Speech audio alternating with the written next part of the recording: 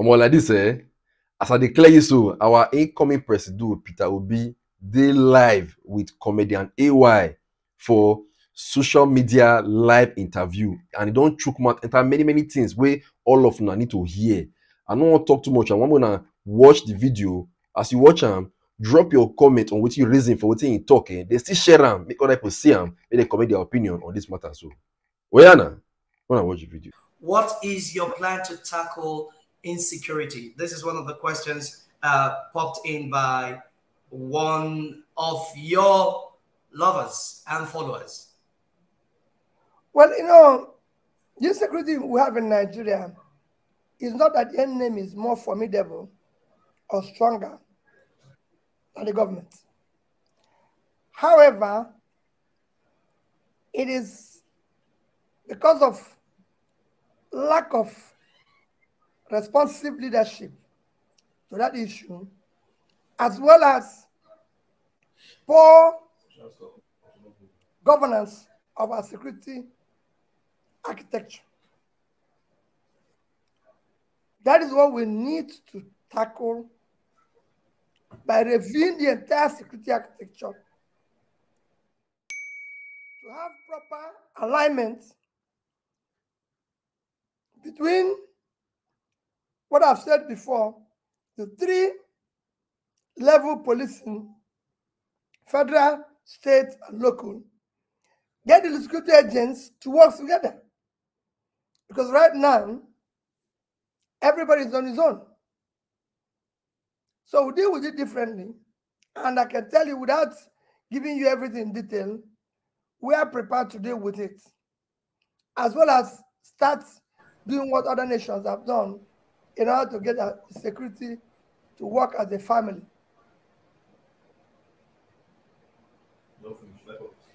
Okay.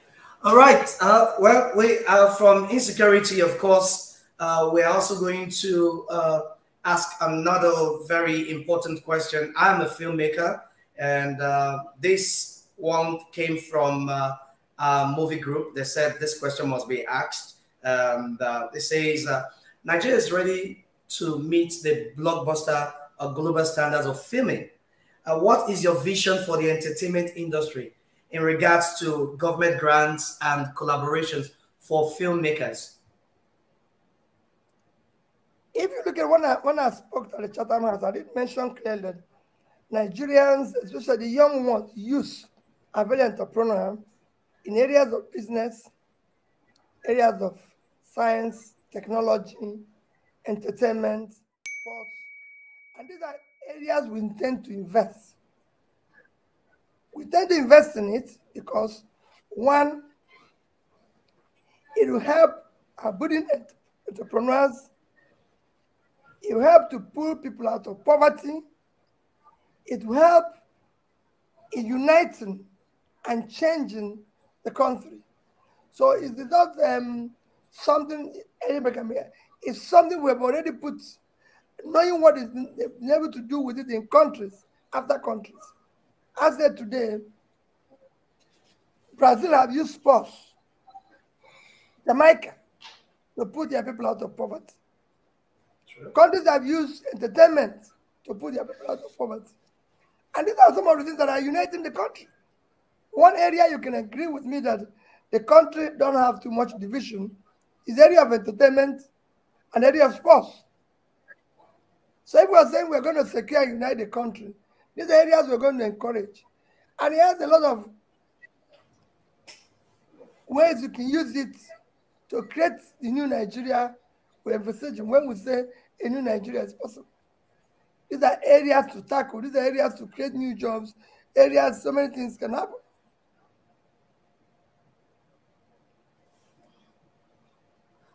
Okay, Excellency, joining us is one of Nigeria's prominent actor. I'm going to bring him online now. His name is Deyemi Okolawon. He's one of the prominent actors in the movie industry. He has a question or two to ask. Deyemi, how are you doing, Deyemi? I'm very well, thank you. Can you hear me? Loud and clear. His Excellency is here And of course, we said earlier that you have some questions to ask. So, what are your questions? Is waiting. First of all, it is an honor to be here, Your Excellency. Thank you so much for listening to the voice of the youth and attending this forum. We really appreciate that. Thank you. Anytime. So my question goes as thus, because you've answered one of the questions that I had in mind about the entertainment industry, especially with regards to Nollywood. But sir, we know that many Nigerian youth are leaving the country, primarily because of our worsening economy, which has been fostered by bad economic policies by both the executive arm of the government as well as the CBN. This would not have been the case if Nigerian youth had globally relevant skills that could earn them foreign exchange, and also if this system actually allowed us to carry out transactions seamlessly across borders. It's very challenging to do business outside, from outside the country, to earn income from outside the country. Please, sir, for my first question, it is, what steps could you possibly take to, first of all, reverse this drain, our youth leaving the country in droves? And also, what steps would help to improve our ability to do business outside the country, even while we are living in the country? For my second question, sir, from 1967 to 1970, even though I'm a student of engineering, I'm a lover of history. Nigeria went through a civil war, which especially claimed the lives of millions of Igbo people. Since then, till now, the federal government has hardly acknowledged this monumental disaster. So my question is, how would you finally seek justice for the lives that were lost during the Biafran genocide? Thank you very much, sir. Well, you have three questions now. Two questions. One has to do with the Nigerian youth and the economy. One has to do with Nigerian youth.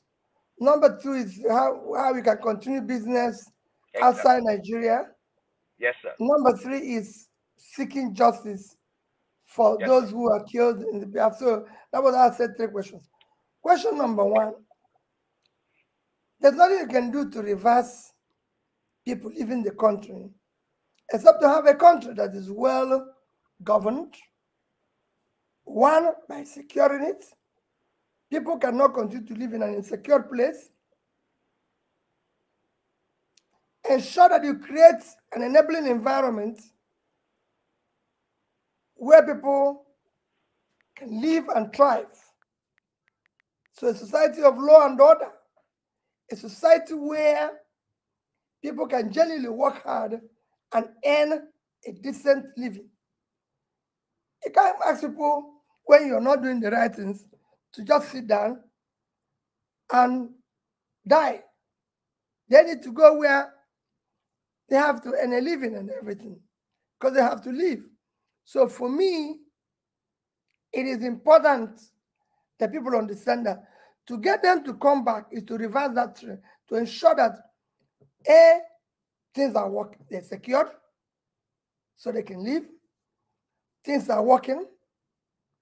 They have a viable opportunity to earn a living. Number two is that people want to live here and do business outside. I'm actually a bit astonished by that. We are looking for people to work outside and earn dollar. We want every penny. I'm not even going to be giving them the opportunity. I'll be the leader. I'll be make sure I escort them to where they will do the business. I'm looking for everybody that can earn a dollar. Forget I'm a businessman. Every opportunity to earn money will be supported by me personally. Go ask them as a governor. I look for anybody who was ready to do anything in order for us to generate income. So there's no way I will not be able to do that. I'll support that 24 hours. If you don't know today, the reason why our rate of exchange is worsening every day is because of our reserve. And your reserve is driven by your exports. And you have people who are going to earn dollar. I mean, they should be encouraged by all means. We'll do everything. When I tell you what I'm going to do by moving the country from consumption to production, you see the reason. As for the issue of those, compensate those who died during the Biafra and everything, it's something, again, if you look at my broadcast of 15th of January this year, I did a broadcast where I said, Biafran war has ended 53 years ago and should remain ended. People should not try to reenact it. And the only way to make it so that it's ended is that we now have to build a country called Nigeria. And that's why I've always said to people, I'm not contesting an election because it is turn of the Southeast. No, I don't want anybody to vote for me on that basis. I'm a proud Igbo man. I'm a proud Southeasterner. But I'm even more proud Nigerian. And my number one goal is to ensure that for 10 years from now, no Nigerian will ever say, I'm from here, I'm from here. But be proud to raise his green passport and say, I'm a Nigerian. And I have what it takes to do that. It's going to be difficult. People will not be happy. But those people like you who are committed and have genuine things you will do, will. But those who are, again, moving around now with too much wealth without enterprise will not like it. Because we must get this country to work and work for those who want things to go properly like it's going in every other country. So in compensating them, there's so many things we need to look at.